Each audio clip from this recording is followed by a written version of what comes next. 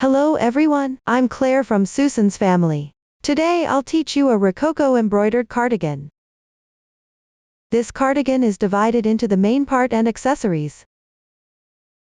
The main part includes the left and right front pieces, the back piece, the sleeve pieces, the connections, the neckline, and the edging. The accessories include the embroidery and buttons. First, crochet each part of the main part separately. After completing them, connect the parts together. Then crochet the neckline and edging. Finally, add the accessories. Note that the yarn for this cardigan is quite special. It's not convenient to undo while crocheting. I recommend using other yarns first, and practice by crocheting a section based on the video demonstration. Once you're proficient, use the corresponding yarn to crochet. First, learn the crocheting method for the main part. Let's start with the right front piece. The left and right here are based on when wearing it. I won't repeat this in the following instructions. Let's take a look at the finished product. The right front piece is divided into section 1, section 2, and section 3. Start by crocheting section 1, then separately crochet section 2 and section 3 along the corresponding parts of section 1. Crochet section 2 and section 3 individually. Finally, connect section 2 and section 3 together. Now let's learn the crocheting method for section 1. Take a look at the finished product. Start with a foundation chain. Work back and forth along the foundation chain. The stitches used are chains and double crochets. Please watch as I demonstrate the specific crocheting method. This sweater uses 2 types of yarn. Take 1 strand of each, then combine them into 1 strand to crochet. Here, to make everyone see more clearly, I'll use a single strand of cotton yarn for demonstration. The color is random. For specific yarn, the color choices, and the hook size, please refer to the detail page of our product and the charts. In the following explanation, when I say 1 strand of yarn, it actually corresponds to 2 strands. There won't be repeated explanations later on. First, let's start with the foundation chain. Wrap the yarn tail around your left little finger once. Pass it through between your middle finger and index finger. Then pinch the yarn tail with your thumb and middle finger. Pick up the hook with your right hand. Place it underneath the yarn. Wrap the yarn counterclockwise. Use your left thumb and middle finger to pinch the crossing point of the loop. Position the hook to the left of the yarn. Yarn over. Draw the yarn through. This slip knot does not count as a stitch. Slightly tighten. Pay attention, the loop on the hook should not be too tight, otherwise, it might be difficult to crochet. Now let's start crocheting chains. Yarn over and draw through. 1 chain is now completed. This braid represents 1 stitch. Continue with crocheting chains. Yarn over and draw the yarn through. This is the 2nd stitch. Repeat this process. Continue crocheting chains. Keep going until you finish the required number of stitches. Here, my sample has fewer chains. Refer to the chart for the exact stitch count. 3, 4, 5.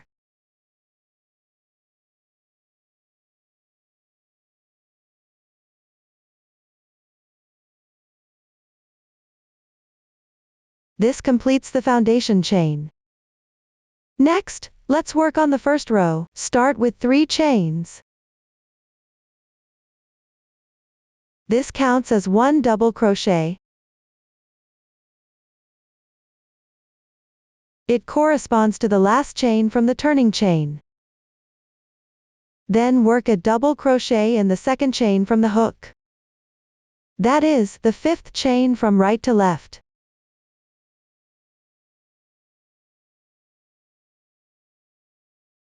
Yarn over. The right side of the chain is a V-shaped braid. Pick up the top strand of this braid with the hook. Yarn over, draw the yarn through. There are 3 loops on the hook. Yarn over, pull through the first 2 loops. Now there are 2 loops remaining on the hook. Yarn over, and draw through in once. That's how you finish 1 double crochet. On the right side, there is a V-shaped braid like this. This is the stitch of the double crochet. Next, work a double crochet on the adjacent chain on the left. Yarn over, pick up the top loop with the hook. Yarn over, pull the yarn through. Then yarn over again, and pull through the first 2 loops. Repeat twice. 1, 2. That's how you finish another double crochet. Continue picking up the top loops of the chains below. Work a double crochet into each stitch in sequence. Keep going until you finish all the foundation chains.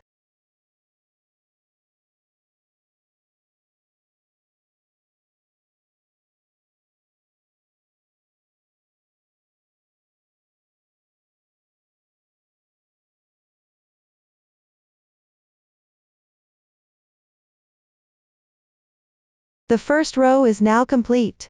Now let's check the stitch count. You can count the number of stitches. The number of stitches you have is the number of stitches you've worked. Add the turning chain. The stitch count should match the number of foundation chains. Let's take a look at the piece. The texture on the right side of the double crochets is clear. The texture on the wrong side is blurry. Take the first row of double crochets as the right side of the piece. Consider this as the right side of the piece. Move on to the second row. Work this row on the wrong side of the previous row. Start with 3 chains. Then turn the workpiece counterclockwise. Work 1 double crochet into the adjacent stitch on the left. Since you're working on the wrong side, the stitch is the V-shaped braid in the upper left. Pay attention, it's not the stitch below the turning chain.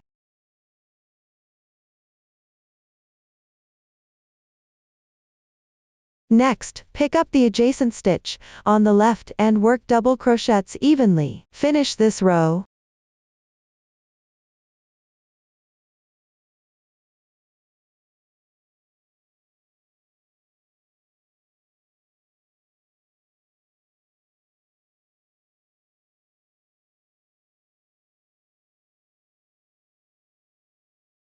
For the last double crochet, work it into the turning chain of the previous row. Pick up the 2 strands of the chain.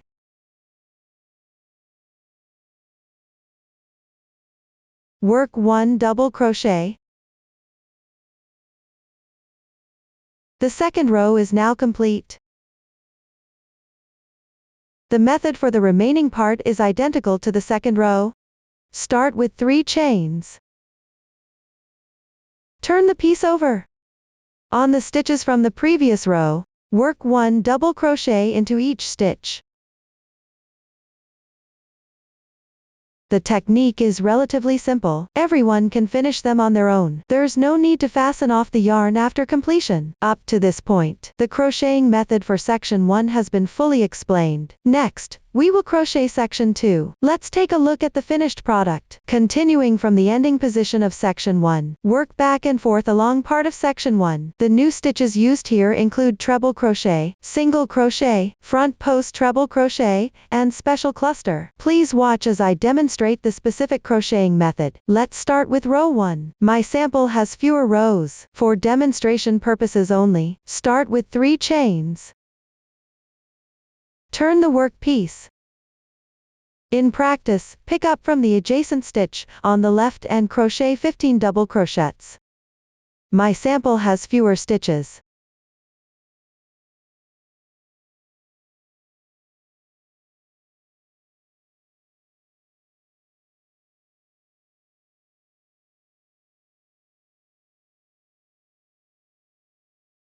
After completion, skip 2 stitches. Crochet 1 treble crochet into the 3rd stitch. Yarn over twice. Insert into this stitch. Yarn over, draw the yarn through. There are 4 loops on the hook. Yarn over on after another. Pull the yarn through the first 2 loops. Repeat 3 times. 1, 2,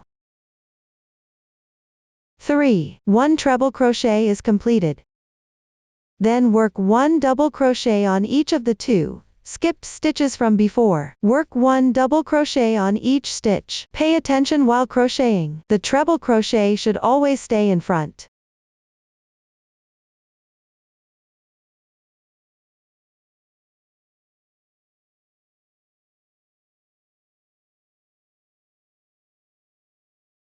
This treble crochet stays in front. It creates a crossing with these 2 double crochets. The row 1 is completed.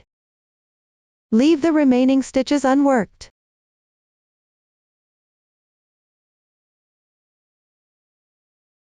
Next, work the second row. Make 1 chain. This serves as the turning chain for single crochet. It doesn't count as 1 stitch. Turn the work piece. Work 1 single crochet into the stitch below the turning chain. Insert the hook into the stitch. Yarn over, draw the yarn through. There are 2 loops on your hook. Yarn over again, and draw through all the loops on your hook. That completes 1 single crochet. There is a V-shaped braid at the top right. This is the stitch of a single crochet. Continue working single crochets. Insert the hook into the adjacent stitch on the left. Yarn over. Pull the yarn through. Yarn over again. Draw through the 2 loops on your hook. That completes the second single crochet. Work 1 single crochet in each corresponding stitch all the way down. Finish this row.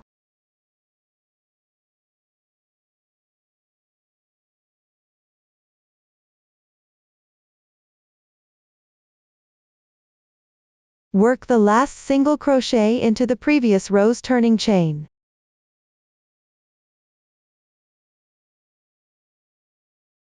The second row is now complete.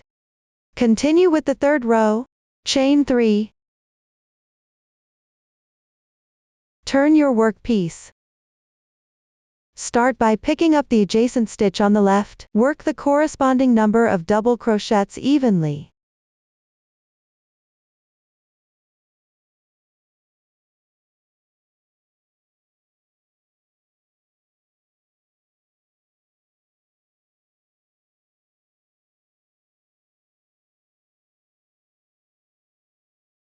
After completing, work 1 front post treble crochet.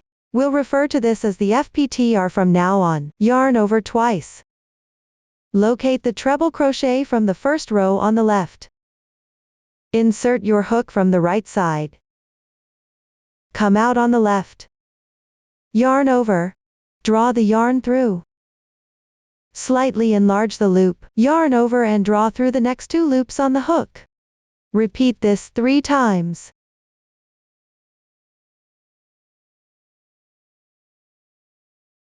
One FPTR is now complete. This FPTR corresponds to the stitch on the left. Start from the next stitch. Work double crochets evenly into each stitch. Finish this row.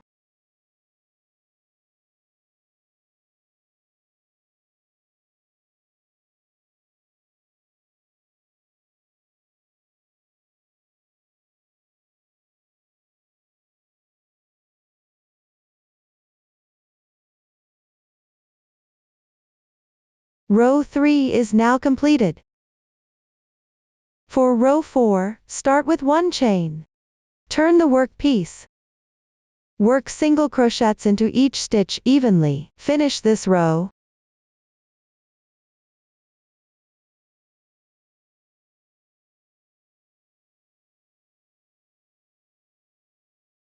Row 4 is now completed.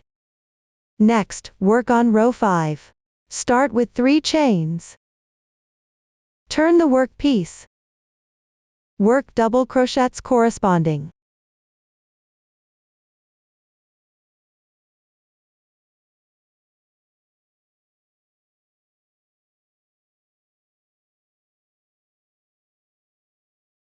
After completing, work 1 FPTR. Yarn over twice. Locate the FPTR that corresponds to the third round on the left side. Insert the hook from the right side. Come out on the left. Yarn over, draw the yarn through. Enlarge the loop slightly. Yarn over and draw through the first 2 loops on your hook. Repeat this 3 times. Another FPTR is now done. Match it to the stitch on the left. Start from the next stitch. Work double crochets evenly. Finish this row.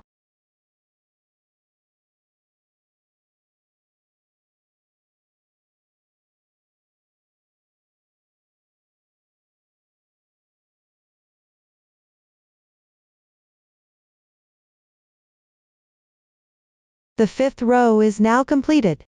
The crocheting method for rows 6 to 10 is relatively simple. Work single crochets evenly on even numbered rows. Refer to the chart and work double crochets and FPTR on odd numbered rows. The insertion point for the FPTR is the FPTR from the previous odd numbered row. You can see that the texture on the right side of odd numbered rows is double crochets right side. The even numbered rows is single crochets wrong side. There is a strand of yarn running across the top. You can count the rows by alternating between double crochets and single crochets. Continue following this method. Refer to the chart to finish these rows. I'll demonstrate the crocheting method for row 11, using this sample. The sample has fewer rows for simplicity. It's just to show the technique. Start with 3 chains. Turn the work piece. Crochet a special cluster. Start with an unclosed double crochet. Yarn over, insert the hook into the adjacent stitch on the left. Yarn over, draw the yarn through. Yarn over again, pull the yarn through the first 2 loops. There will now be 2 loops remaining on the hook. That's an unclosed double crochet. Move on to an unclosed FPTR. Yarn over twice. Insert the hook from right to left into the FPTR below. Yarn over, draw the yarn through. Yarn over and pull through the first 2 loops. Repeat this step twice. The unclosed FPTR is now done. There are now 3 loops on the hook. Yarn over and draw through all loops on the hook. This special cluster is now complete. Next, pick up the adjacent stitch on the left. Pay attention, there's no skipped stitches here. Work a double crochet evenly into each stitch. Finish this row.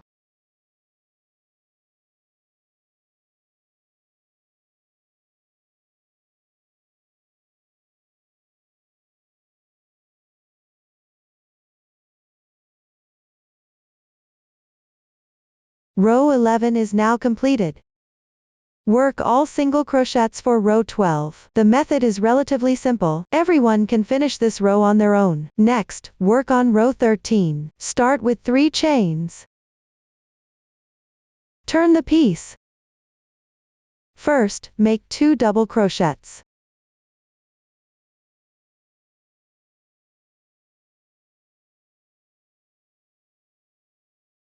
Then, work 1 FPTR. The insertion point for this stitch is this special cluster. Below and to the right. Work into the unclosed portion of the FPTR.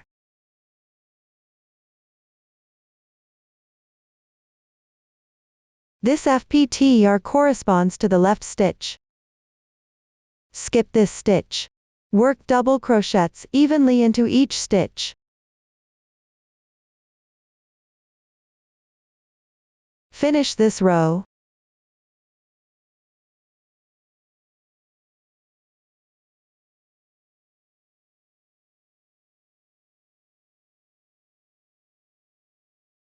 Row 13 is now completed. The crochet method for rows 14 through 22 is the same as before.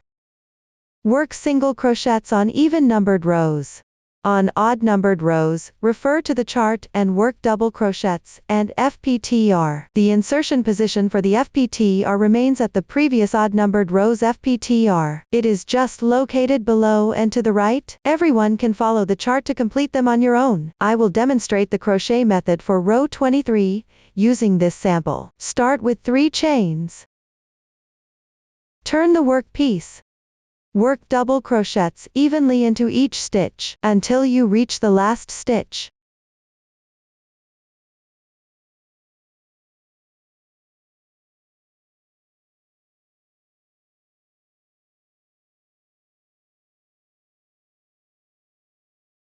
Now you've reached this position. Work a special cluster. Pay attention, the crochet method here is the same as the previous cluster. The only difference is the order of the stitches. First, work an unclosed FPTR.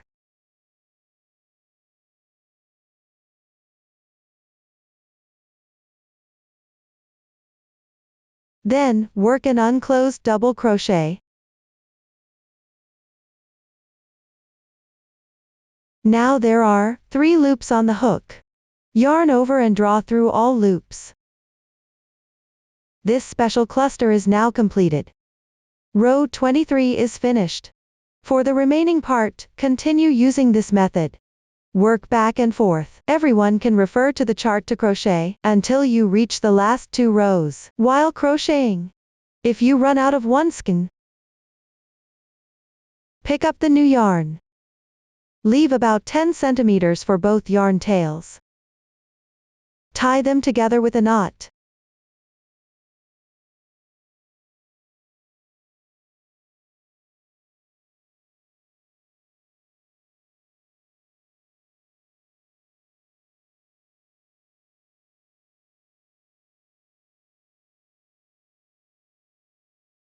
Then continue crocheting as usual. Make sure the knot doesn't show on the right side of the piece. As you crochet, weave in the yarn tail over the hook.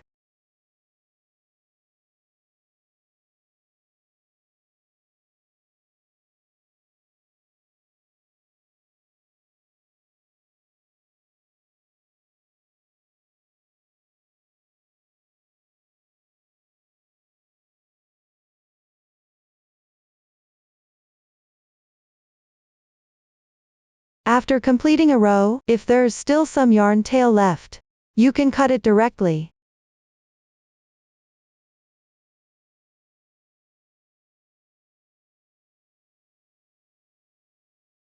Next, start decreasing from the second to last row.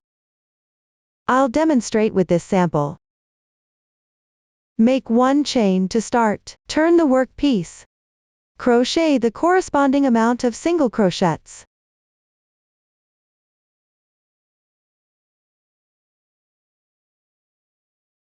Leave the remaining part unworked. This row is now complete. Continue with the last row. Chain 1. Turn the work. Skip 1 stitch. Work 1 single crochet in the second stitch. Then make 1 single crochet in the adjacent stitch on the left. Now crochet 1/2 double crochet. Yarn over. Insert your hook into the adjacent stitch. Yarn over again. Draw the yarn through. There are now 3 loops on your hook. Yarn over once more, and draw through all 3 loops at once. 1/2 double crochet is now complete.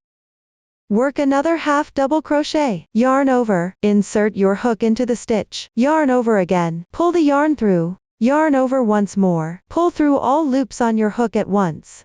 The second 1/2 double crochet is finished. For the remaining stitches, work double crochets. Finish this row.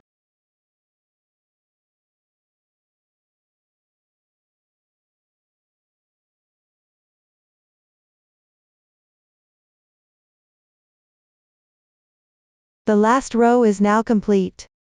Let's proceed to fasten off the yarn. Crochet 1 chain to secure. Stretch the loop. Leave a 5 cm tail and cut the yarn. Weave the yarn tail into the wrong side of the piece along its texture.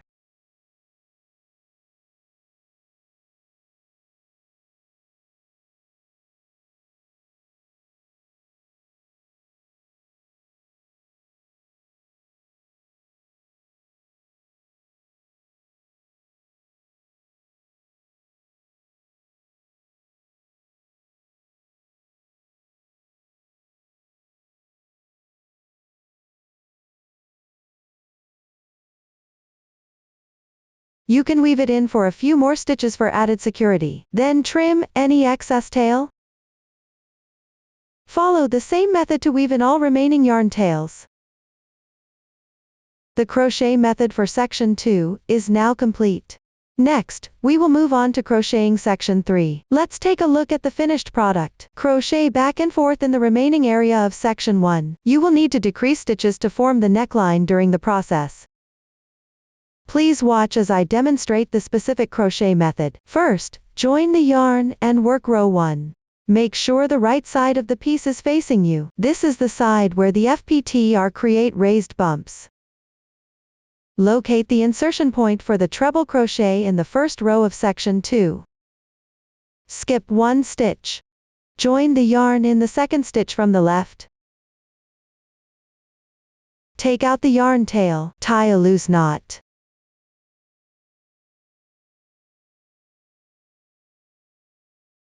Hang the new yarn on your left hand. Insert the hook into the stitch. Draw the slip knot through. Adjust the loop size. Mind that the knot's position should not exit the piece. Joining the yarn is now complete. Chain 1 to begin. Work 1 single crochet at the joining position.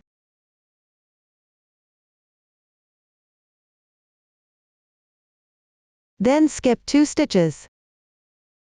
Crochet 5 double crochets in the third stitch from the left.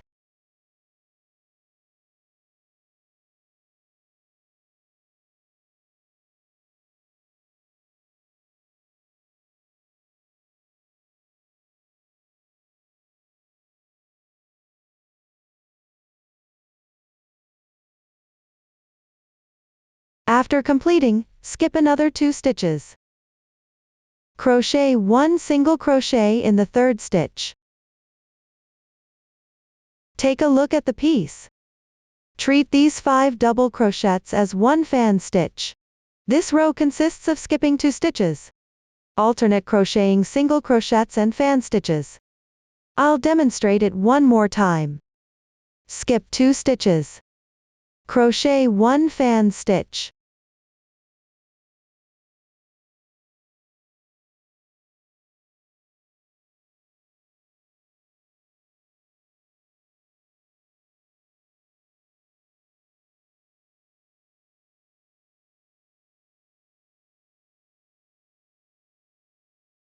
Skip another 2 stitches. Work 1 single crochet. Continue crocheting all the way down following this pattern for the row.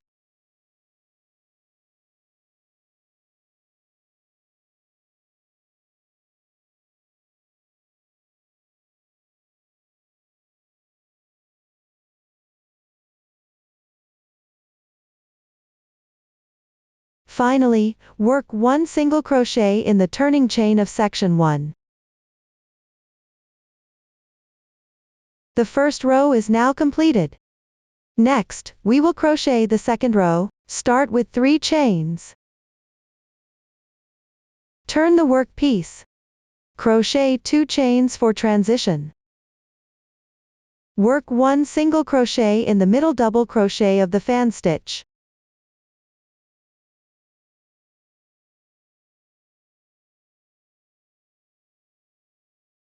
Crochet another 2 chains for transition.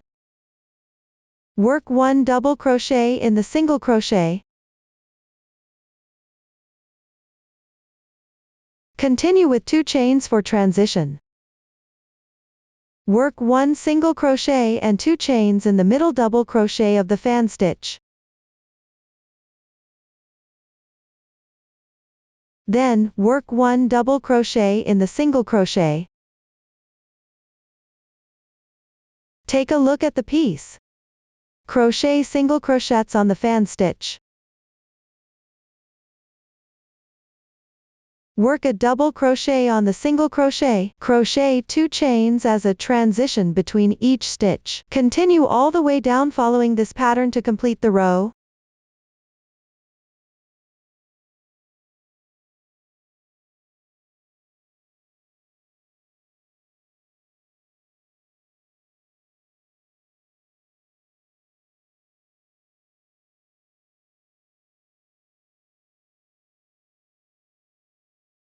Finally, work 1 double crochet on the first single crochet.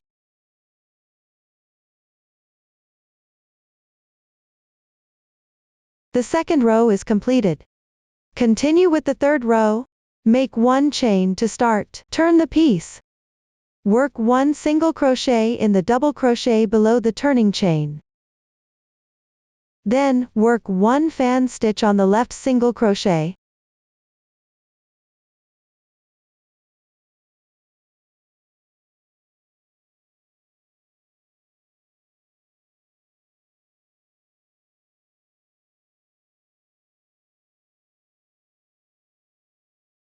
Work down following the pattern of making single crochets on double crochets, and fan stitches on single crochets. Finish this row.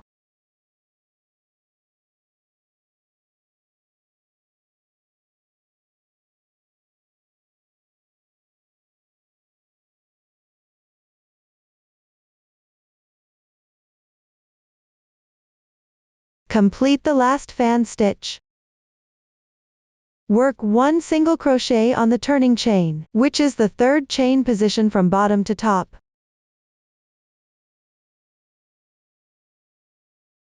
The third row is now completed.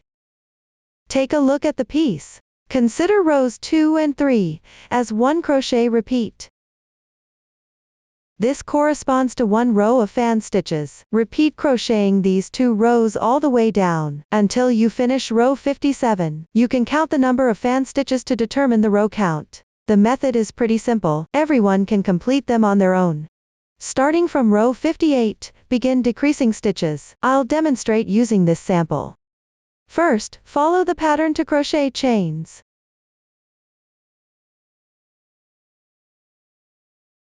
Single crochets and double crochets.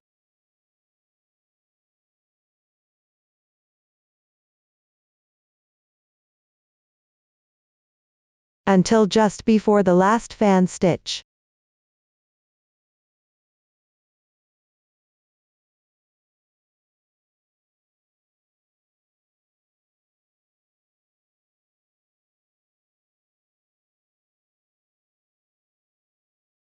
Now we've reached this point. Chain 2 as a transition. Work 1 single crochet on the fan stitch. Then work 1 double crochet on the last single crochet. That completes row 58. Continue with row 59. Start with 3 chains. Turn the work piece. Work 3 double crochets in the position of the left single crochet.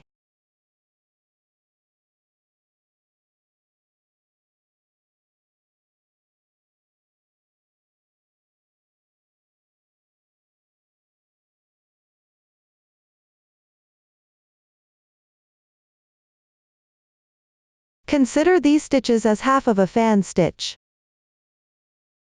Continue crocheting the single crochets and fan stitch. Finish this row.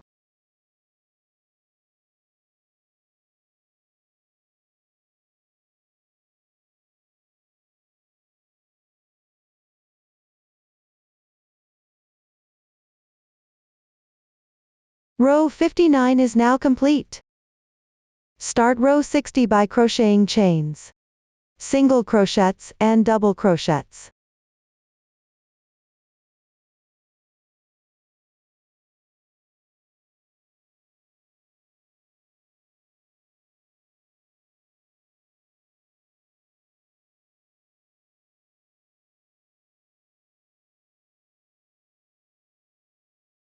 Finally, on this half of the fan stitch, work 1 single crochet on the 3rd double crochet. This completes the row. Move on to row 61.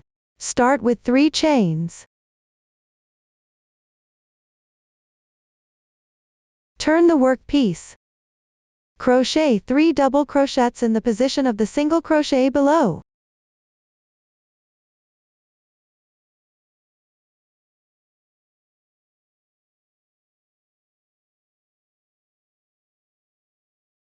This completes half of the fan stitch. Continue crocheting the single crochets and fan stitches. Finish this row.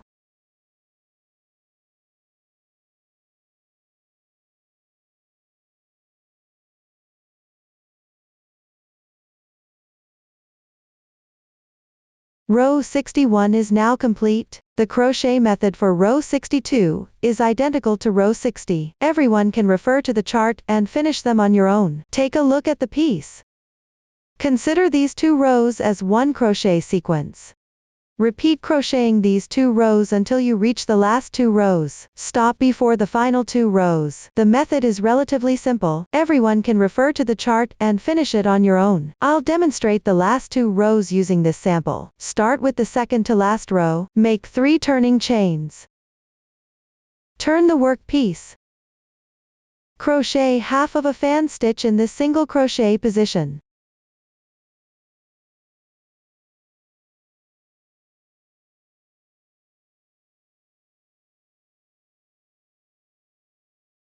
Continue crocheting the single crochets and fan stitches. Stop before the corresponding positions of the last 2 fan stitches.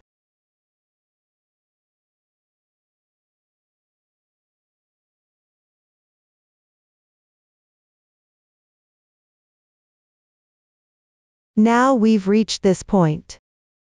Crochet 3 double crochets on this single crochet.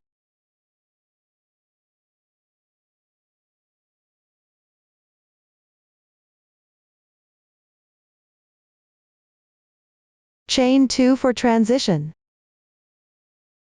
Work 1 half double crochet on the left double crochet.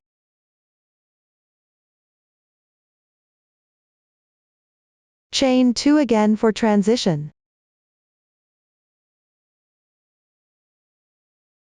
Make 1 single crochet in the turning chain.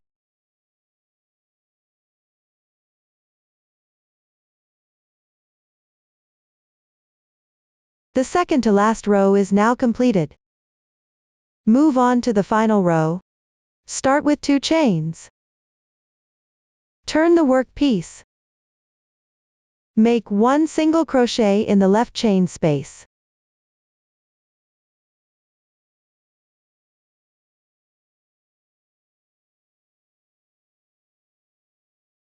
Chain 2 for transition. Work 1 single crochet in the half double crochet position.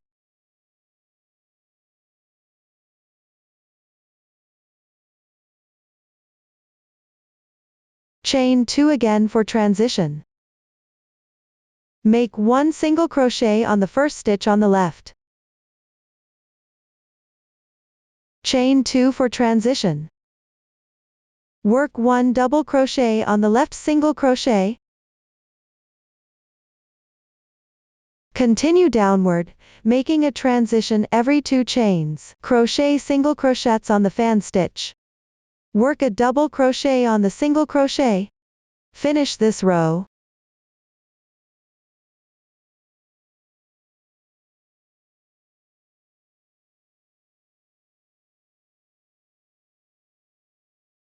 Complete the last single crochet.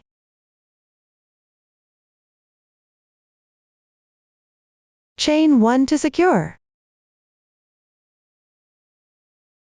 Fasten off normally.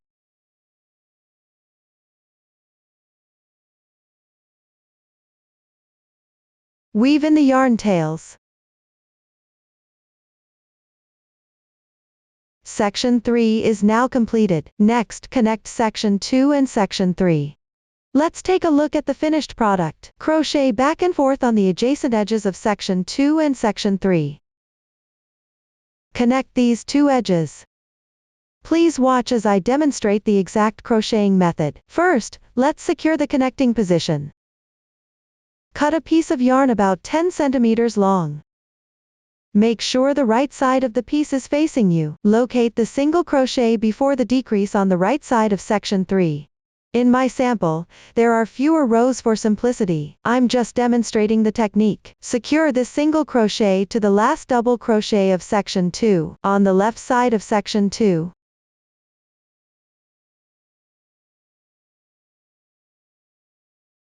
Insert the yarn tail through both of these stitches.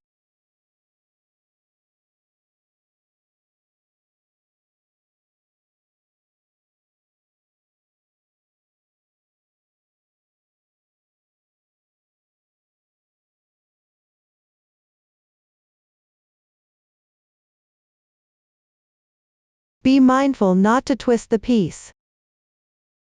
Tie a loose knot to secure it.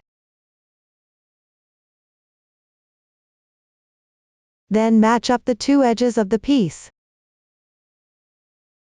Smooth it out, and make it flat. Select a few points and secure them with the yarn tail.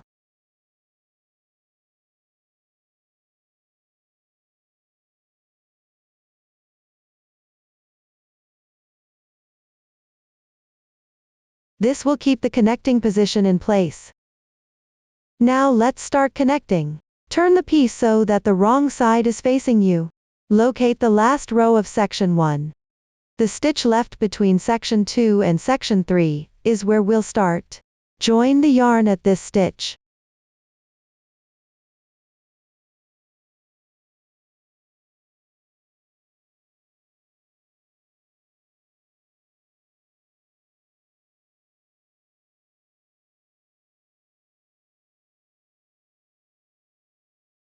Then make one chain. Work one single crochet into this stitch. Then work a chain as a transition. Work one single crochet in the double crochet on the left side of section 2.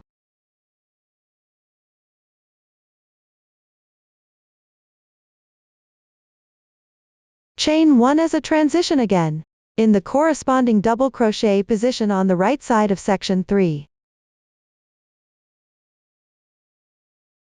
Work one single crochet. Continue alternating single crochets down both edges. Work one chain between each two single crochets to connect. The insertion point for the single crochet is not fixed. Between these connected points, roughly evenly pick up the corresponding edges of double crochets, or single crochets and work them as needed. Be mindful to keep the piece relatively flat. Continue downward following this method. Connect along the entire edge in this manner.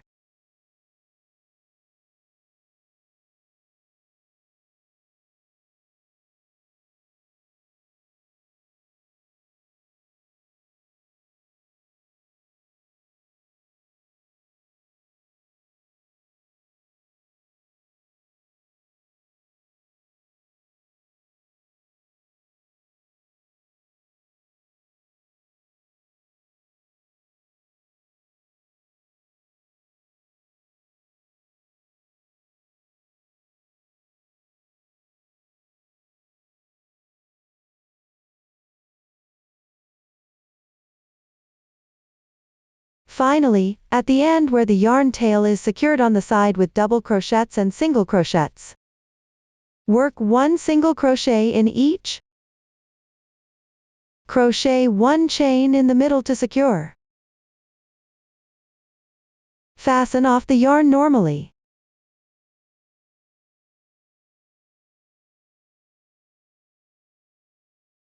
Weave in the ends yourself. Sections 2 and 3 are now connected. This forms a complete piece. The edge where section 1 ends, together with this side edge of section 3, forms the front neck opening. Up to this point, The crocheting method for the right front piece is now explained. Next, let's learn the crocheting method for the left front piece. Take a look at the finished product. It is also divided into section 1, section 2 and section 3. The stitches in each section are identical to the corresponding positions on the right front piece. The decrease positions are symmetrical. The new stitch is the slip stitch. For convenience while crocheting, after completing section 1, you can move on to crochet section 3. Then join the yarn and crochet section 2. Finally, proceed with the connection. The crocheting methods for section 1 and section 3 are relatively simple. All the stitches you need have been demonstrated before. Everyone can follow the previous demonstrations and crochet according to the chart. I've already completed my sample. After finishing, slip stitch into the first single crochet of the previous row. Insert your hook into this single crochet. Yarn over. Draw the yarn through. And draw through all the loops on your hook in once. That's how you complete a slip stitch. The braid formed by this slip stitch is right here. Remember, the joining slip stitch does not count as a stitch. You'll need to tighten the yarn, then fasten off the yarn normally. Weave in the ends on your own. That completes section 3. Next, we will crochet section 2. Make sure the right side of the piece is facing you. Locate the last row of section 1. Find the insertion point for the single crochet at the end of the first row of section 3. Skip 2 stitches. Join the yarn in the third stitch.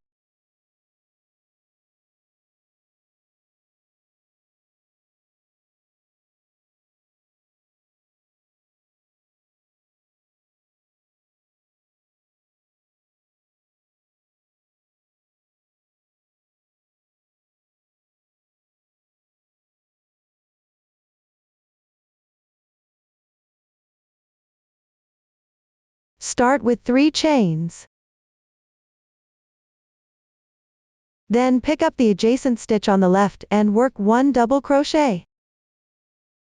As you crochet, place the yarn tail over your hook to weave it in. Work 1 treble crochet in the stitch to the right of the joining position. Yarn over twice. Insert the hook from the front. Through the space between these 2 double crochets. Then bring the hook out again from the front of those 2 double crochets. Finish working the treble crochet.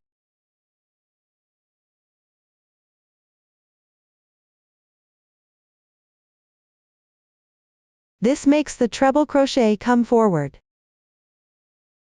It will cross over the 2 double crochets.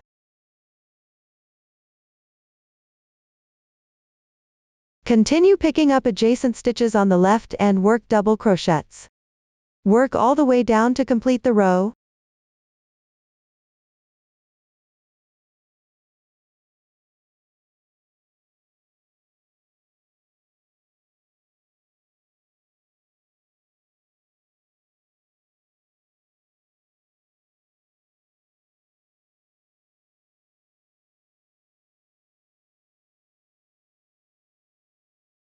The first row is now completed.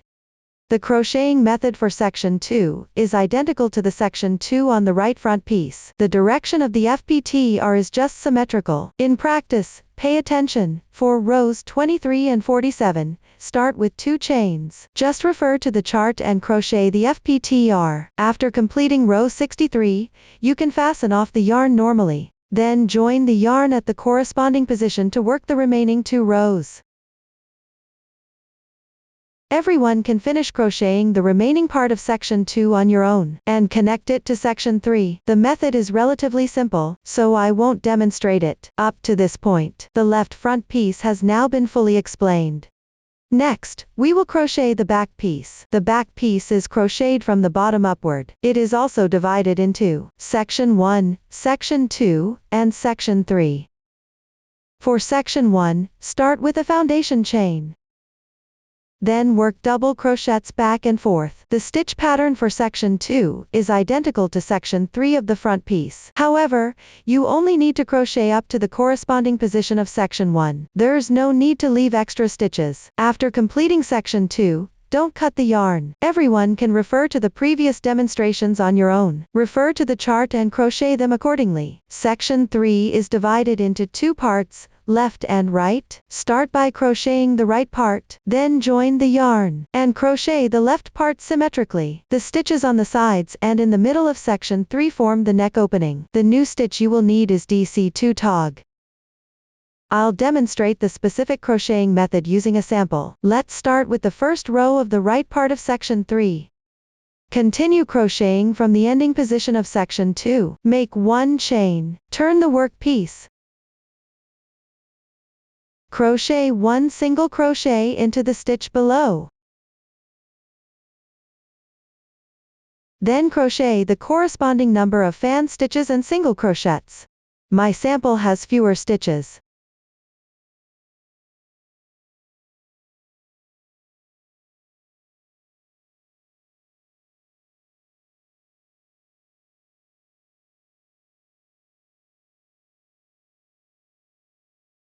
After completing it, crochet 2 double crochets in the single crochet position.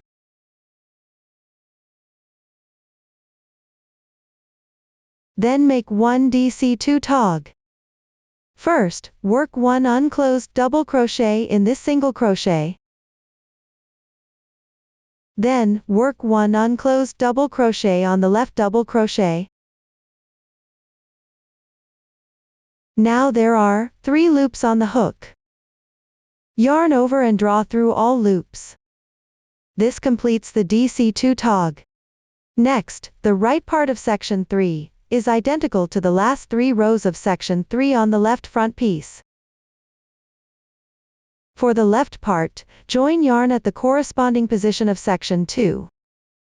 The method is the same as for section 3 of the right front piece. It's a relatively simple technique. I will not repeat the demonstration. Refer to the chart and the previous demonstration to finish the remaining part of section 3. Up to this point, the crocheting method for the back piece has been fully explained. Take a look. This is the completed back piece of the sample looks like. The edges of the left and right parts of section 3 form the neck opening together with the remaining part above section 2. Next, we will crochet the sleeve pieces. Let's take a look at the finished product. The crocheting methods for the left and right sleeve pieces are identical. Start with a foundation chain. Work back and forth along the foundation chain. This is divided into section 1 and section 2. While crocheting, you need to increase stitches on both sides. Finally, connect the 2 side edges. The new stitch used here is DC2 in 1. Please watch as I demonstrate the specific crocheting method. Let's start with section 1. The first 2 rows are worked in the same way as section 1 of the front piece. I've already completed the sample. Next, work the 3rd row. Start with 3 chains. Turn the work piece. Work 1 double crochet into the stitch below the turning chain.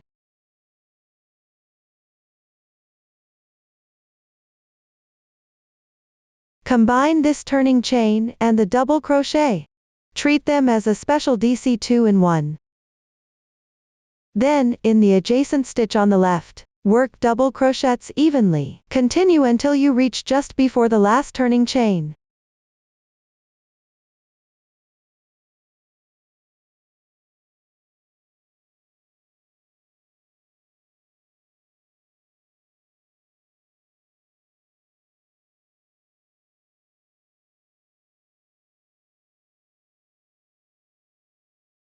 We are now at this position.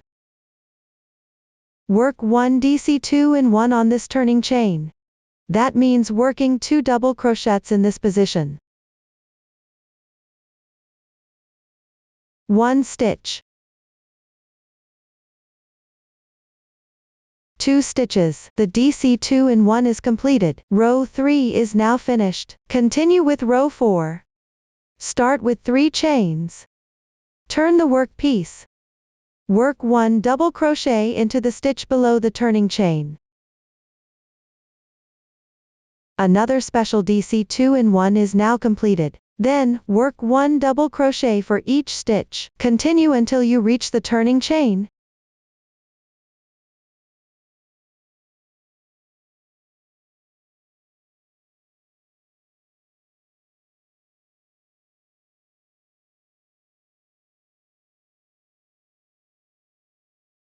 Now you've arrived at this position. Work 1 DC2 in 1 on the turning chain.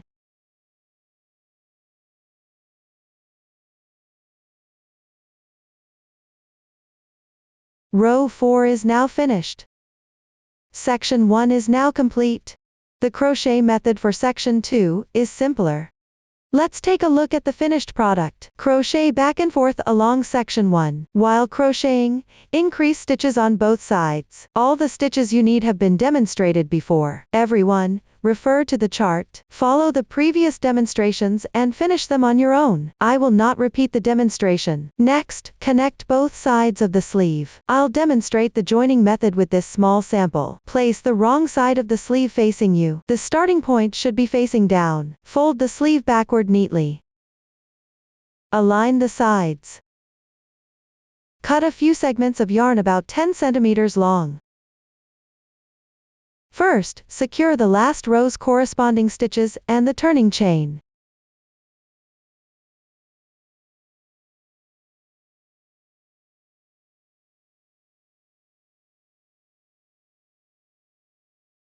Then fix a few points in the middle.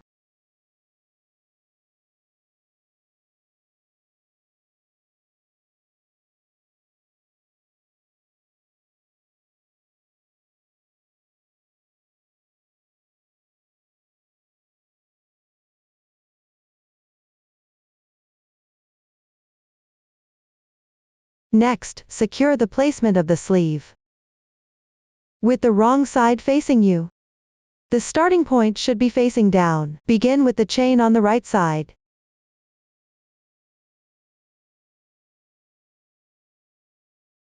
Join the new yarn on the wrong side.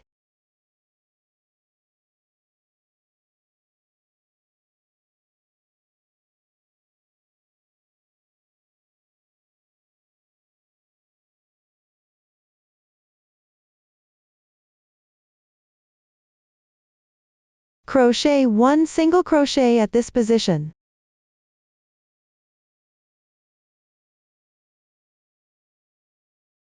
Chain 1 for transition.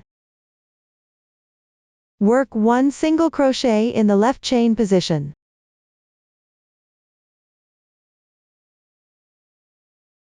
Chain 1 as a transition. Work 1 single crochet in the turning chain on the other side. Chain 1 for transition again. Work 1 single crochet and 1 chain in the double crochet position on the other side.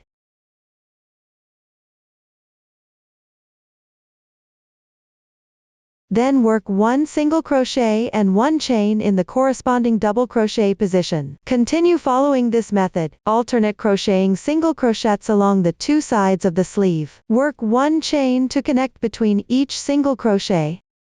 The exact insertion point is not fixed. Pick the edge of double crochets or the corresponding turning chain edge. Roughly connect the pieces evenly.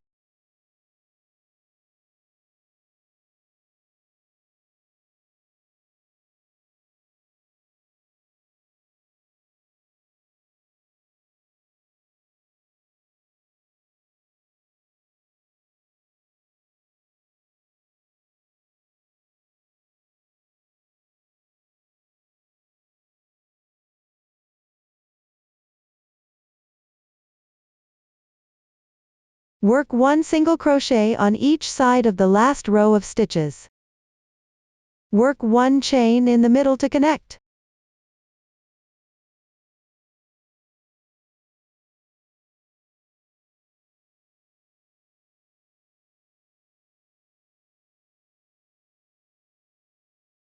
Fasten off normally.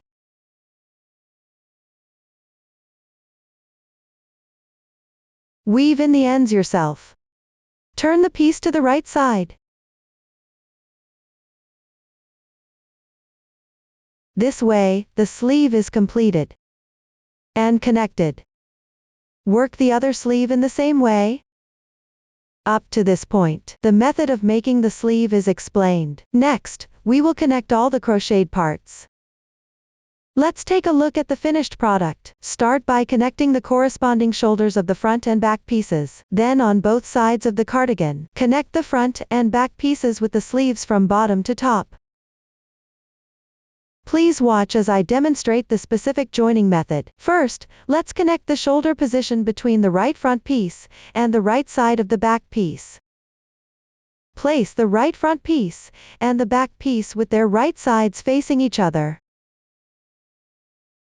Align the last row of section 3 of the right front piece with the corresponding part on the right side of section 3 of the back piece. Now let's start connecting them. Hold the pieces with the wrong side facing you. Position this edge of section 3 downward at the bottom of the right piece.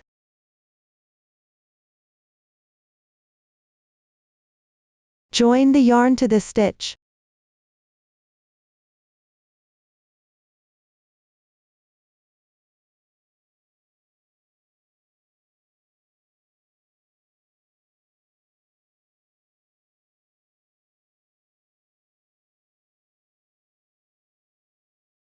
Work one single crochet in this position.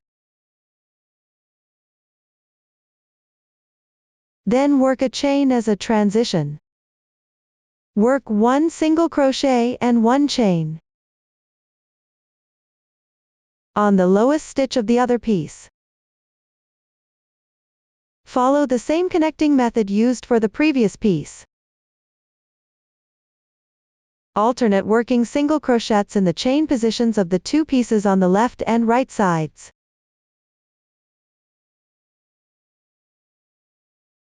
Work one chain between each two single crochets to connect them. Continue until you finish this edge.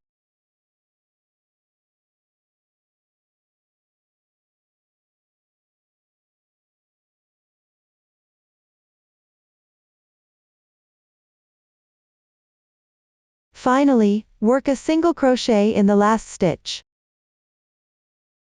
Work one chain in the middle to connect.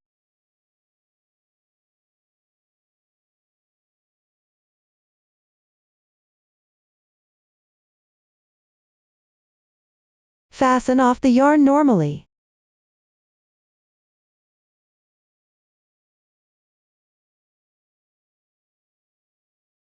Weave in the ends by yourself.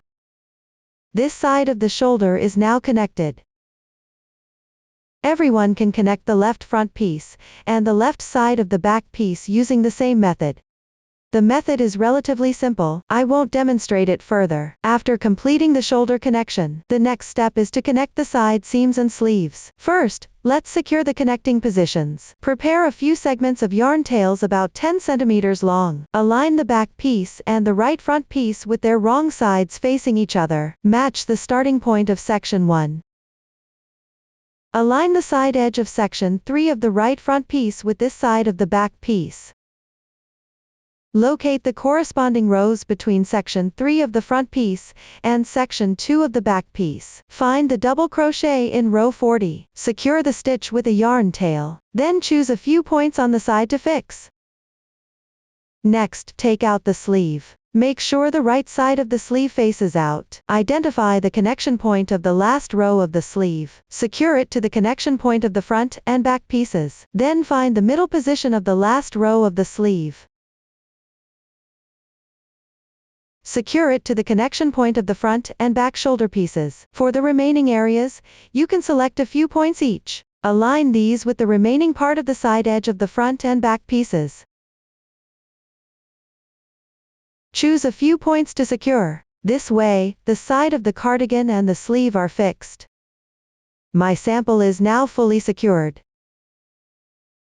Next, start connecting from the turning chain position of the front and back pieces. Place the wrong side of the cardigan facing you.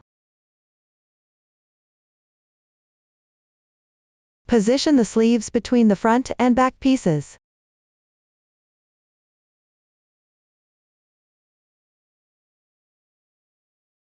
Point the turning chain positions of the front and back pieces downward. Join the yarn at the turning chain position of the back piece.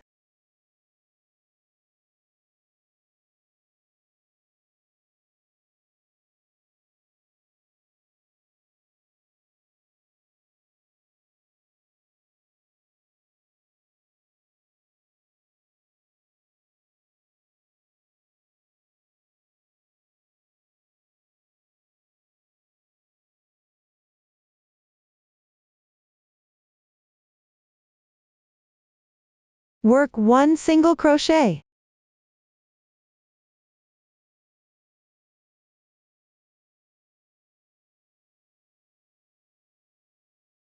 Make 1 chain for transition. Work 1 single crochet at the turning chain position of the front piece. Chain 1. Then alternately insert into the double crochets of the left and right pieces and work single crochets. Between these single crochets, make 1 chain for transition. Continue until this edge is completed.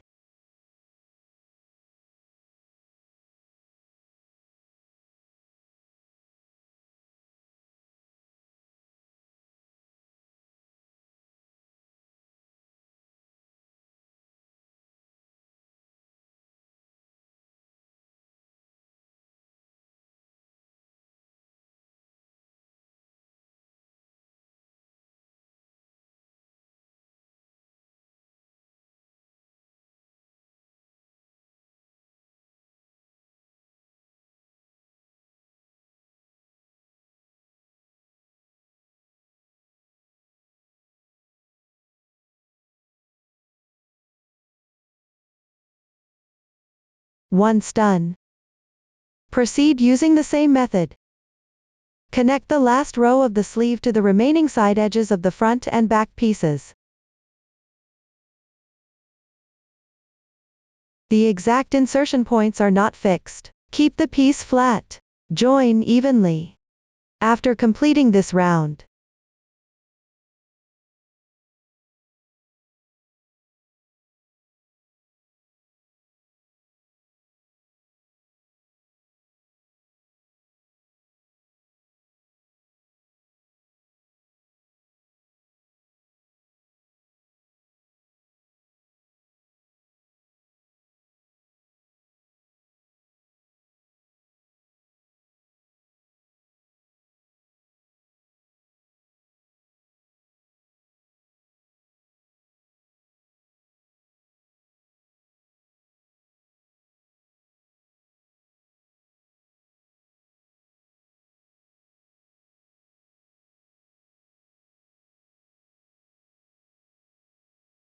fasten off the yarn normally.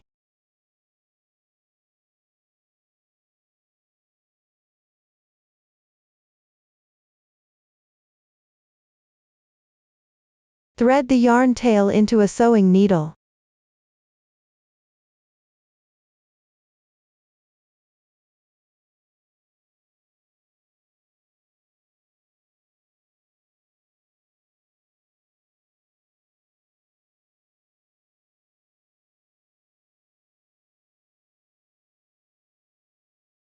Pick up adjacent single crochets and sew 2 stitches to secure.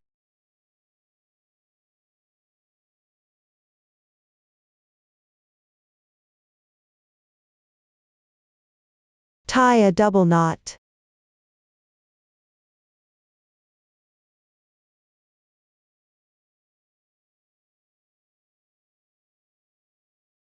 Weave in the ends.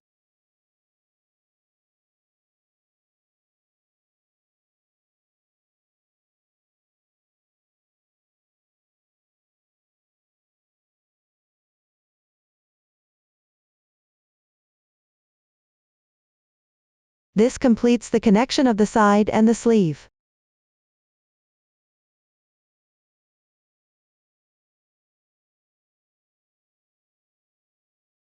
Use the same method to connect the other sleeve and side. I will not repeat the demonstration. Up to this point, the main front and back pieces and the sleeve are connected. Next, crochet the collar. Let's take a look at the finished product. Crochet back and forth in rows across the front and back neckline. The new stitch used is the SC2 tog. Please watch as I demonstrate the specific crochet technique. Let's start with the first row. Crochet on the wrong side of the piece. Have the wrong side of the cardigan facing you, with the neck opening facing up. Join the yarn in the last double crochet on the far right.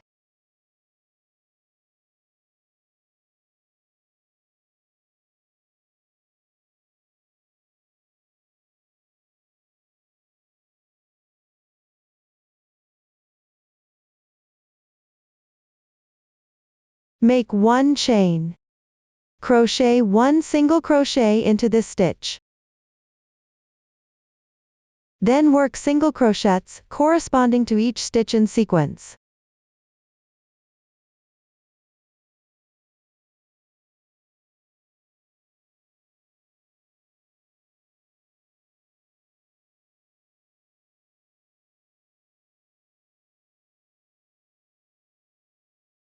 When you reach the turning chain position of the second to last row in section 2, pick up the chain space, and make 1 single crochet.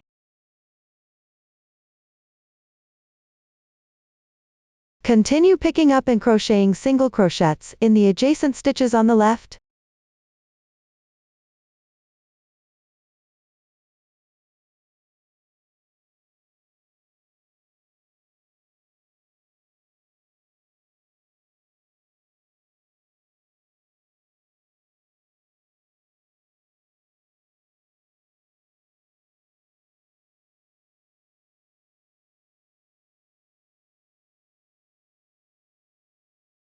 Finish crocheting the corresponding position of section 2. At the connection point between section 2 and section 3, make 2 single crochets into this chain.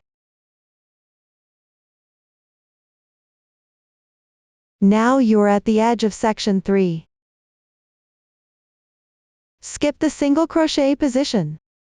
Crochet 2 single crochets into each double crochet, or turning chain as you go.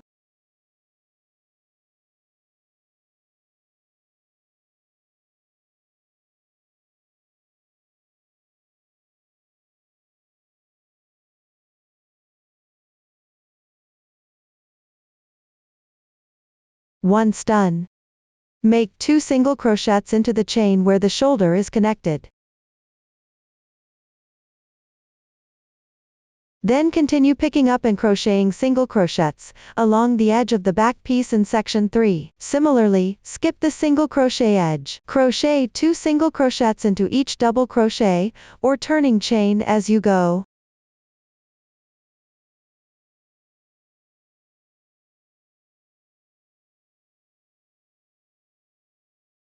Once completed, on the last row of section 2 of the back piece, first pick up and make 1 single crochet into this double crochet. Then pick up and make 2 single crochets into each chain space.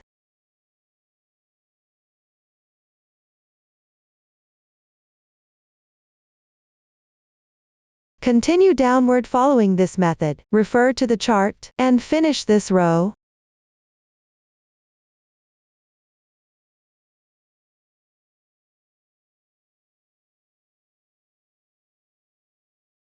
Pay attention to checking the stitch count. Make sure not to add or miss any stitches. The first row is now complete.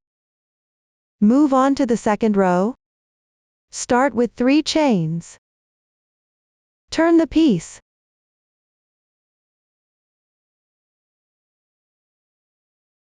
Crochet 1 DC2 tog.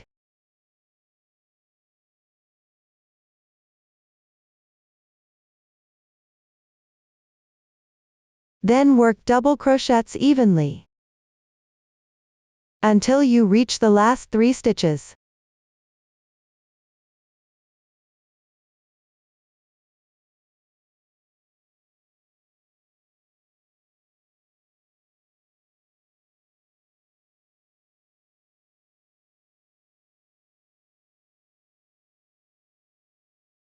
Now you've reached this position.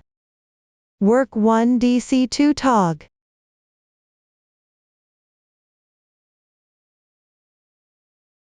Then crochet one more double crochet.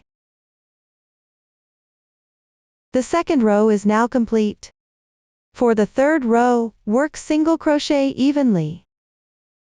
The fourth row is worked in the same way as the second row. Use DC2 tog at the beginning and ending. Work double crochets in all other positions. The method is relatively simple. Everyone can finish these 2 rows on their own. Next, I'll demonstrate the crochet technique for the 5th row using this sample. Start with 1 chain. Turn the piece. Work single crochets evenly. Continue until you reach the connection between section 2 and section 3 of the front piece. Before the approximate corresponding position.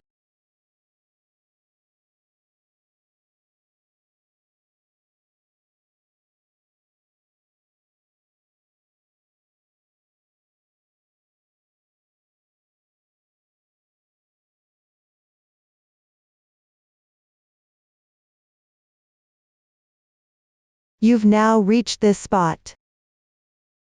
Here, work 1 SC2 tog. Insert the hook into the adjacent stitch on the left. Pull the yarn through. This is an unclosed single crochet. Then insert the hook into the next stitch. Pull the yarn through. Now there are 3 loops on the hook. That is, 2 unclosed single crochets. Yarn over. Pull through all loops. 1 SC2 tog is now complete. Continue working single crochets into the adjacent stitches on the left until you reach the shoulder connection point.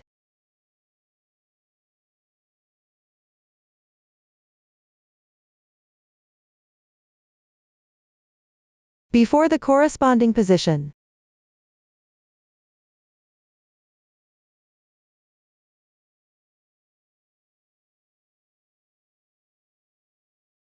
You've now reached this spot. Work 1 SC2 tog. Work 1 unclosed single crochet in each of the next 2 stitches below. There are 3 loops on the hook. Yarn over and draw through all loops. Another SC2 tog is now complete. Take a look at the piece. Work SC2 tog at the corresponding positions where the pieces connect. Work single crochets in the remaining positions. Continue downward following this pattern. Finish crocheting this row.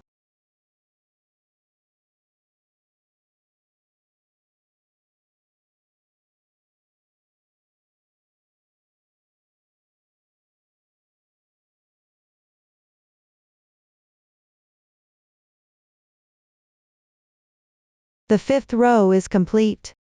Let's take a look at the finished product. For the 6th row, on the right side, work DC2 tog at the beginning and end, and the corresponding connection positions. Work double crochets in the remaining positions. For the 7th row, on the wrong side, work 1 single crochet in each stitch. The method is relatively simple. Everyone can finish these 2 rows on their own. After completion, fasten off the yarn normally. Weave in the ends. I won't demonstrate it here. The explanation of the collar is now complete. Finally, crochet the edging along the cardigan edges and cuffs. Let's take a look at the finished product. For the cardigan edge, work the edging along the bottom edge of the clothing. Work around the front band. Then work around the neckline. Continue crocheting in rounds to the remaining bottom edge. For the cuffs, work the edging in rounds from the starting point of the sleeve. Please watch as I demonstrate the specific crocheting method. Take the corresponding color yarn. Hold the cardigan with the right side facing you. Position it so that the neckline is facing down. Let's take a look at the piece. You'll see 2 strands left for each chain from the turning chain. On the far left of the back piece, at the starting chain. Pick up these 2 strands and join the yarn.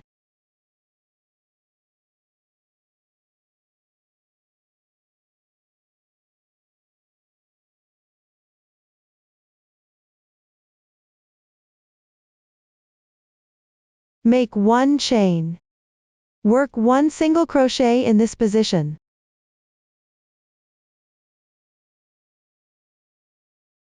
Then pick any 2 strands on the left connection point.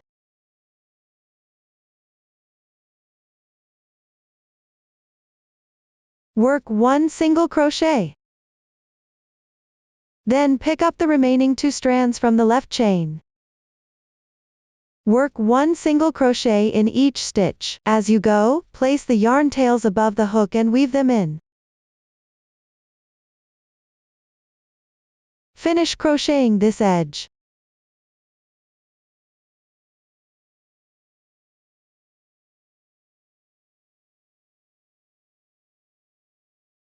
Now you've reached the corner position. Work 3 single crochets in this corner chain.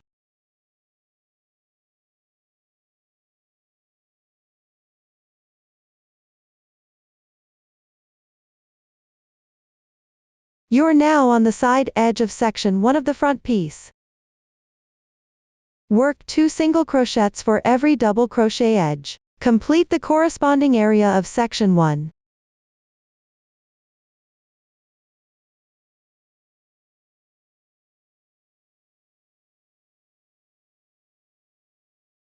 Now you've reached the side edge of section 2. Work 2 single crochets for every double crochet edge as well. Work 1 single crochet in each single crochet. Finish crocheting this edge.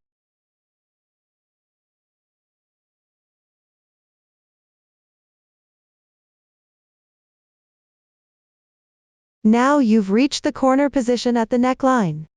Work 3 single crochets in this corner single crochet.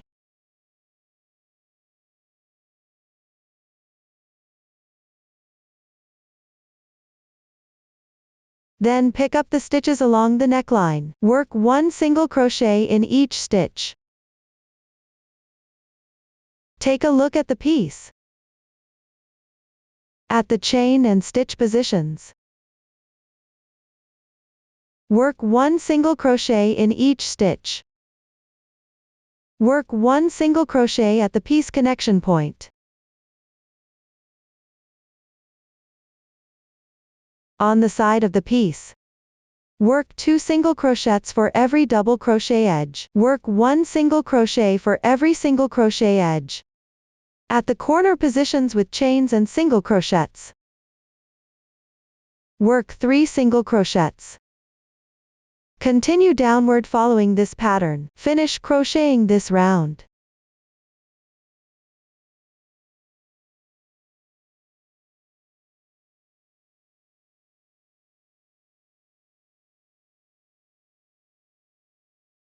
After completing, work 1 slip stitch in the first single crochet.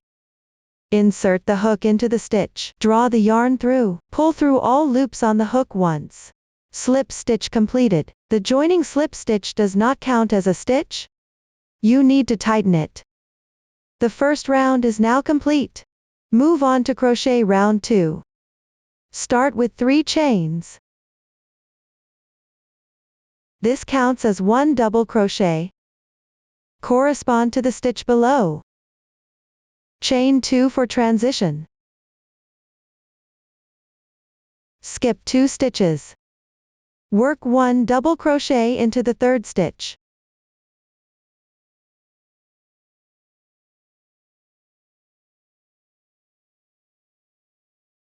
Chain 1 as a bridge. Work 1 double crochet in the next stitch on the left.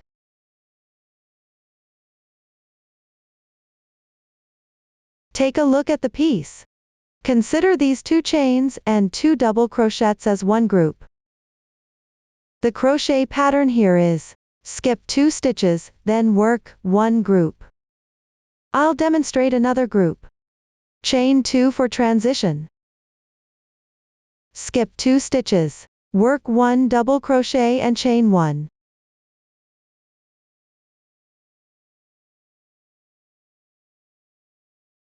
Then work 1 double crochet in the next stitch on the left.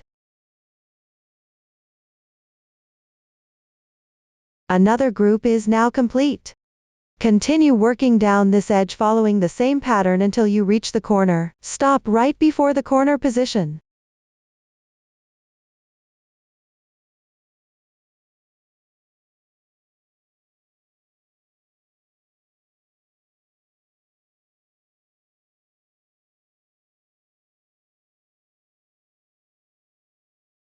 Now we've reached the corner position. Here, skip one stitch. Work one group.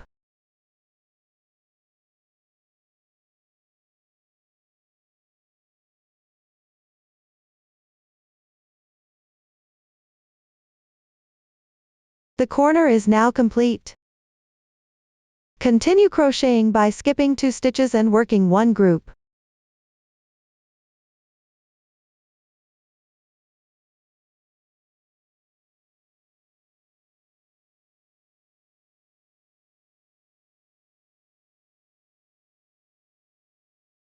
At the corner position, skip 1 stitch. For the rest of the positions, follow the method of skipping 2 stitches. Crochet the corresponding groups. Finish this round.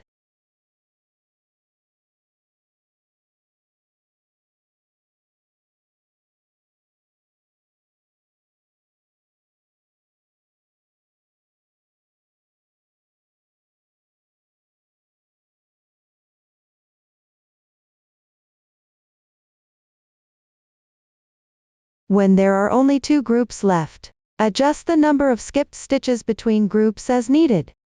Finally, chain 2 for transition. Work 1 double crochet into the stitch below the beginning chain.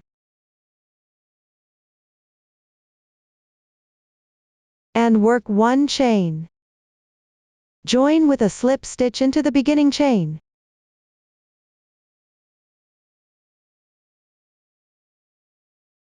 Pull tight. The second round is now complete. Move on to the third round. Work 1 slip stitch into the chain space on the left side. Carry the yarn tail to this position, then chain 1 to start. Work 1 single crochet into this chain space. Work 3 double crochets into the chain space on the left side.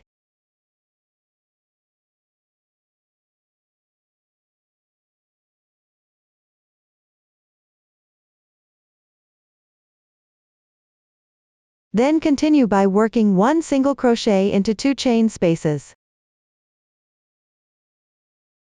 And work 3 double crochets into 1 chain space. Complete this round.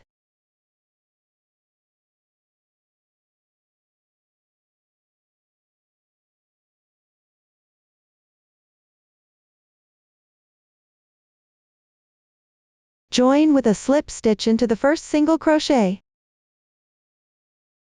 Pull tight. Fasten off normally. Weave in the ends on your own. The third round is now complete. The edging for the cardigan's edge is now finished. After completing, crochet the edging for the cuffs.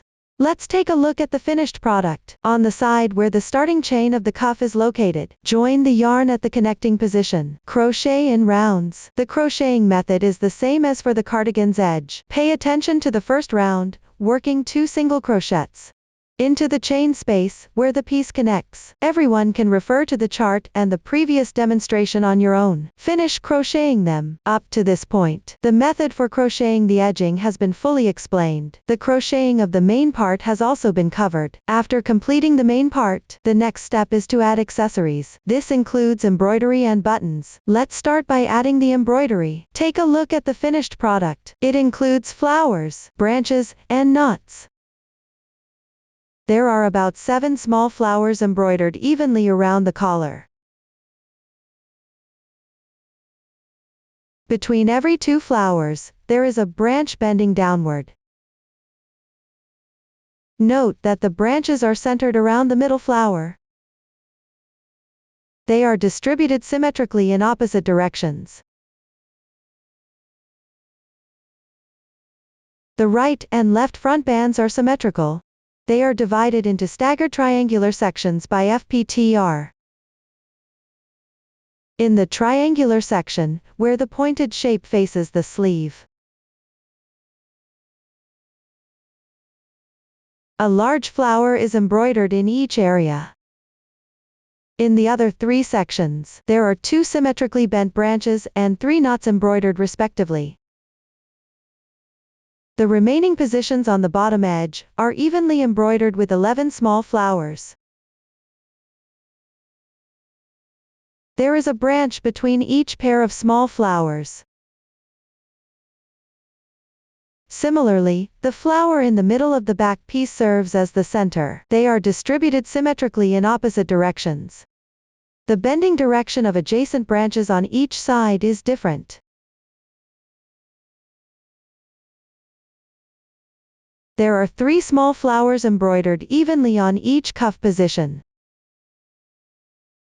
An upward bending branch is embroidered between each pair of small flowers. Note that the colors of adjacent flowers are different.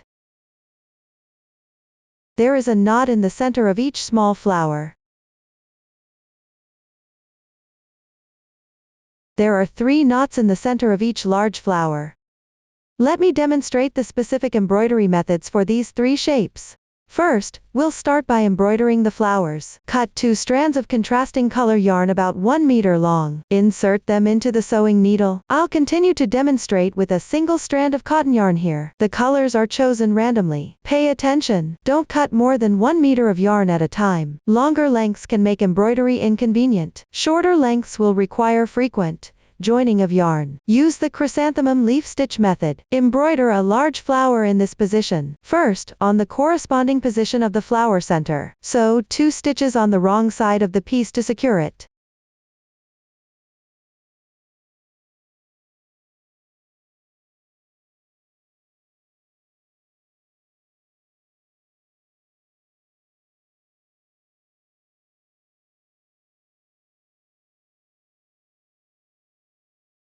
Then insert the needle from the center of the flower. Mind that you should avoid inserting it through the gaps between double crochets here.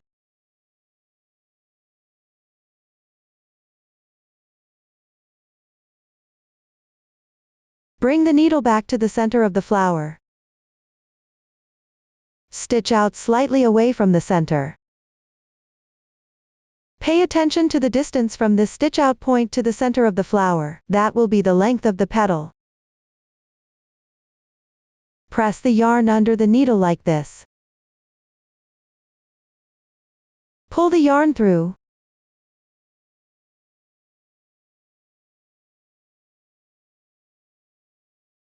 Adjust it slightly. Insert the needle outside the loop and secure it.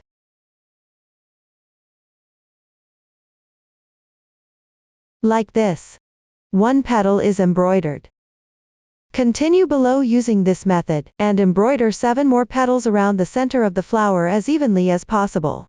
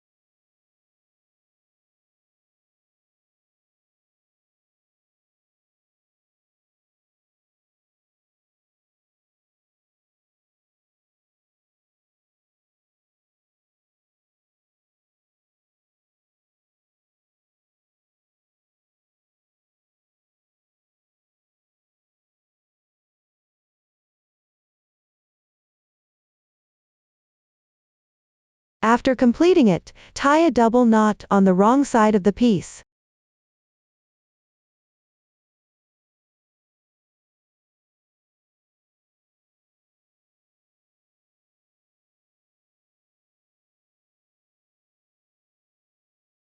Weave in the ends.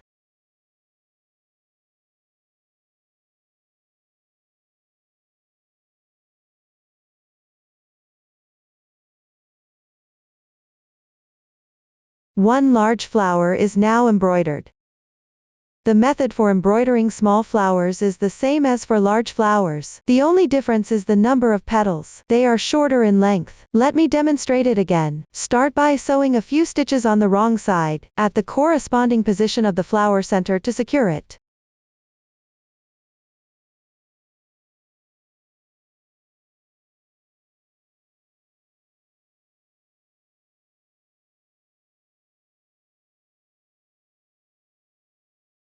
Then exit from the center position of the flower on the piece.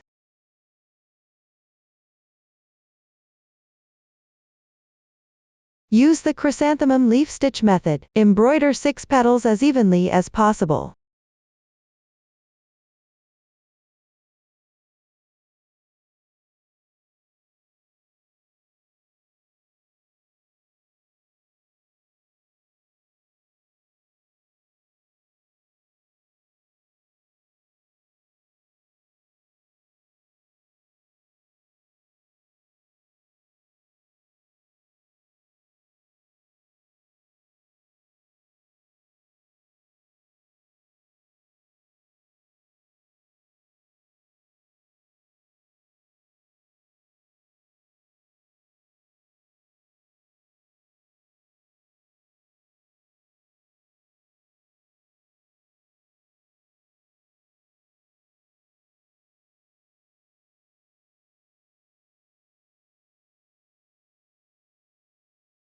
This small flower is now embroidered. Continue following this method. Refer to the finished product. Embroider the remaining flowers in the positions explained earlier. I will not repeat the demonstration. After all the flowers are completed, the next step is to embroider the branches. The branches consist of stems and leaves. Start by using the outline stitch method to embroider the stem. Cut 2 tails of contrasting color yarn about 1 meter long. Thread the needle. Start at the beginning position of the stem. Sew a few stitches on the wrong side of the piece to secure it.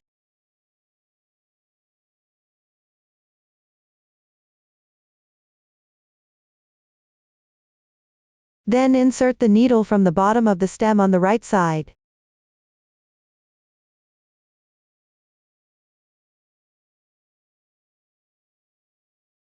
Follow the direction of the stem's curve. Insert about 1-2 centimeters away.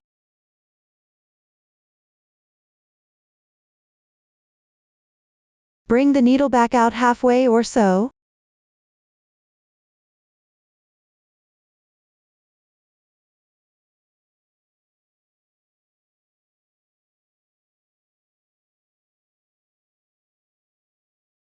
Continue by inserting the needle again about 1-2 centimeters from the previous exit point.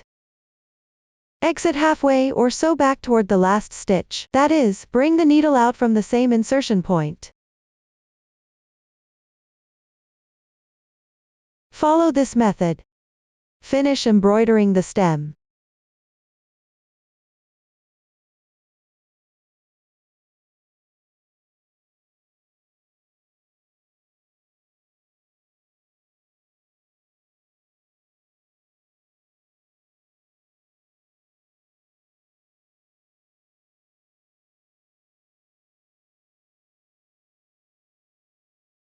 Then use the chrysanthemum leaf stitch to embroider 2 leaves at the tip.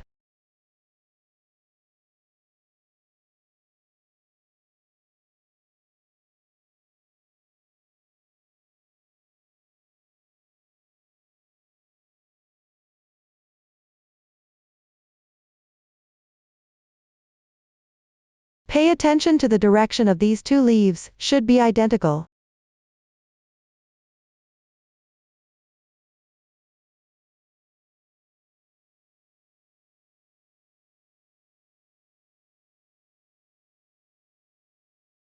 Maintain symmetry along the stem. After completing, embroider 2 more leaves, at about the halfway point of the stem.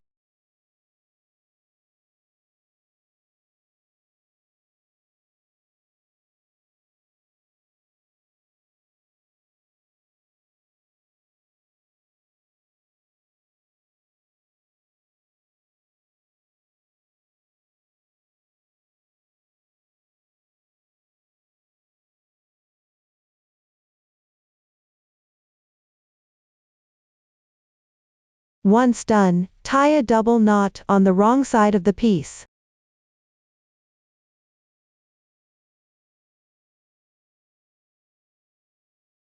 Weave in the ends.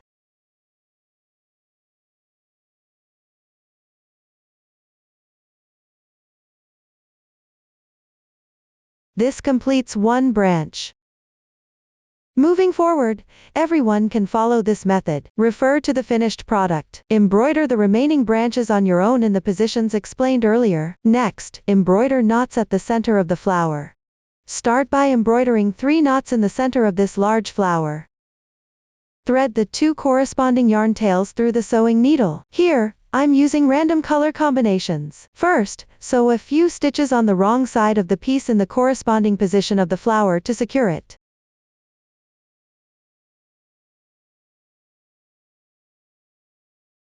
Then insert the needle through the center of the flower.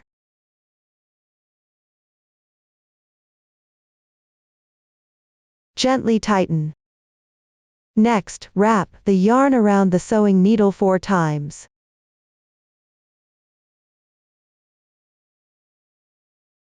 Pay attention, don't pull the yarn too tight when wrapping.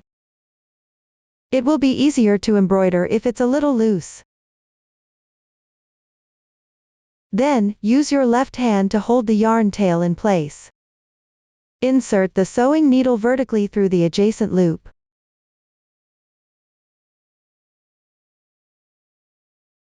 Note that the needle must be inserted vertically here.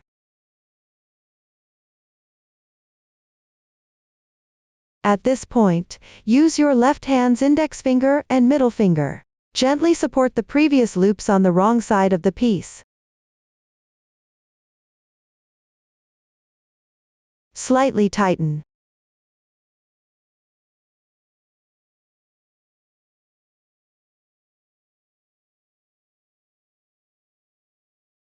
Don't pull it all the way through. One knot is now embroidered. Embroider another knot in the adjacent position. Exit with the sewing needle.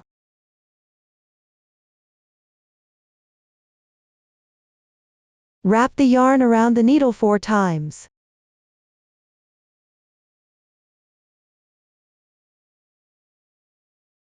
Keep the sewing needle vertical.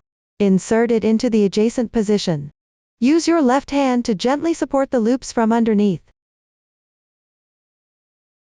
Slightly tighten.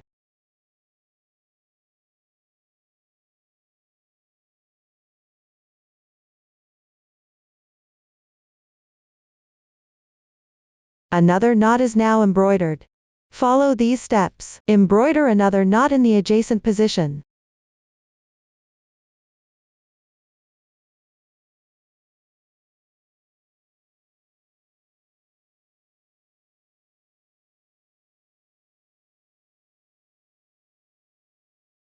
Then tie a double knot on the wrong side of the piece.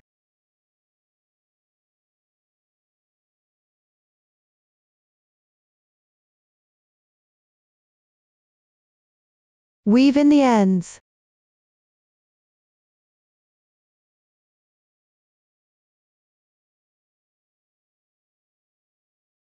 The knots for the centers of the large flowers are now embroidered.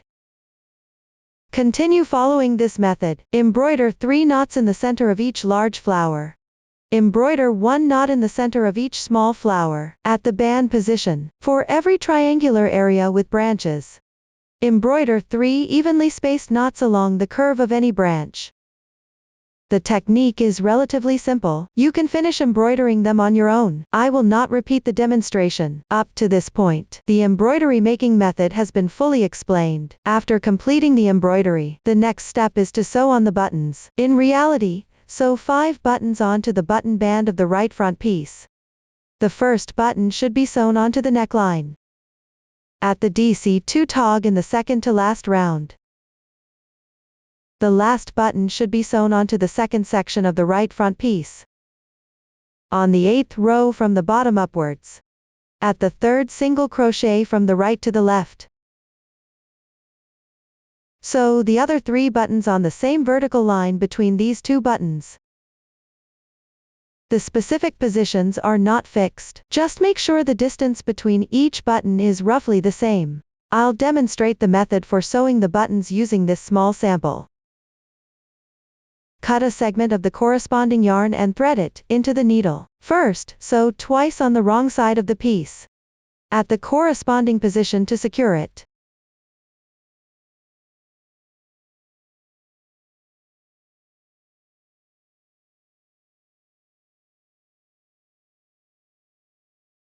Then, bring the needle out from the wrong side. Insert the needle through the button. Sew a few times at this position to secure it in place.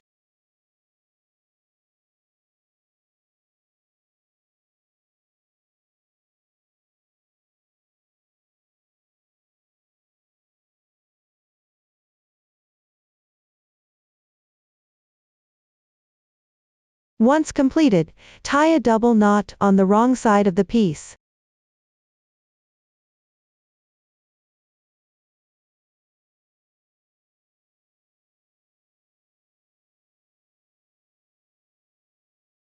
Weave in the ends to weave the yarn tail.